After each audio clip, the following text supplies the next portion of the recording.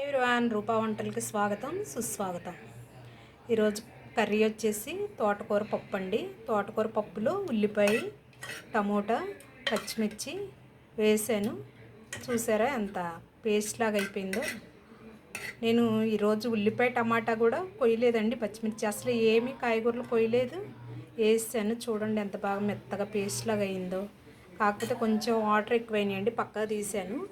కొంచెం వాటరు దీంట్లో మరీ గట్టిగా ఉంది కదా, కొంచెం వాటర్ వేసేసుకొని, పప్పులో వాటరేనండి అవి వేసేసుకొని ఒక నిమిషం పొయ్యి మీద పెట్టేసుకొని తాలింపు వేసుకోవచ్చు. చూసారా, ఒక ముక్క కూడా లేదు, మెత్తగా పేస్ట్ అయిపోయింది పప్పు.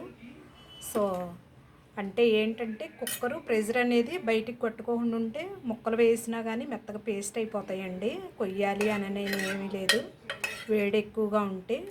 అంటే గ్యాస్ మీద వంట నేను చూపించేది, అదే పొయ్యి మీద వంట అయితే ఇంకా మెత్తగా పేస్ట్గా అవుతుంది.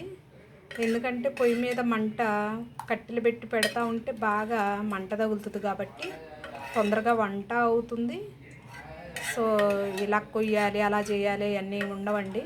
ఓకే, నేను ఈరోజు చూపించాను కదా, మొత్తం టమాటా ఉల్లిపాయ అన్నీ కూడా ఏమీ కొయ్యలేదు, కొయ్యకుండా వేసాను. ఎందుకు వేసాను, కుక్కర్ అనేది ప్రెషర్ బయటికి కొట్టట్లేదు కాబట్టి మెత్తగా పేస్ట్ లాగా ఉడికిపోతాయి అని చెప్పేసి. వీటికి విజిల్ వచ్చేసి 3 అనేది వేయించానండి. 3 విజిల్స్ అయితే సరిపోతుంది. కుక్కర్ కనుక బాగుండకపోతే 6 విజిల్లు మాత్రం వేయించాలి, లేకపోతే కనుక పప్పు అనేది ఉడకదు. చూసారా, పేస్ట్ లాగా అయిపోయింది. ఉప్పు కారం కలిపేసుకొని సరిపడినంత కొంచెం చిటికెడు పసుపు వేసుకొని తాలింపు వేసేసుకుంటే కరివేపాకు వేసుకొని బాగుంటుంది. సో పప్పులోకి ఎక్కువగా కొంచెం జీలకర్ర అనేది ఎక్కువగా వాడితే పప్పు స్మెల్ బాగుంటుందండి. సో జీలకర్ర వేసుకోవచ్చు.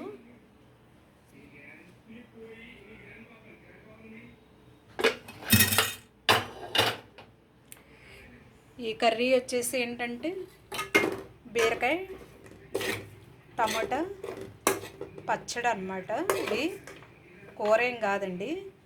సో ఇలాగా అన్నీ ఆయిల్ వేసేసుకొని మెత్తగా ఇలాగ మగ్గనివ్వాలి. మగ్గనిచ్చి వేపుకొని చట్నీ చేసుకుంటే బాగుంటుంది. ఇవి కూడా మిక్సీ చేసేసుకొని, ఇంకా ఏగలేదు, వేగుతున్నాయి. సో ఇంకా కొంచెం మగ్గనివ్వాలి, బాగుంటుంది. మగ్గిన తర్వాత మిక్సీ వేసేసుకొని దీనికి కూడా పోపు వేసుకోవాలండి. పోపు వేసుకుంటే పోపు గింజలు ఆయిల్ వేసుకొని పోపు వేసుకుంటే బాగుంటుంది.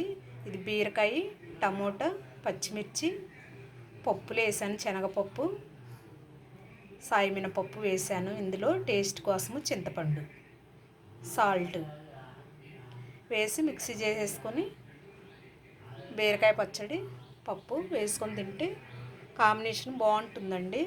సో ఇలా చేసుకోవచ్చు.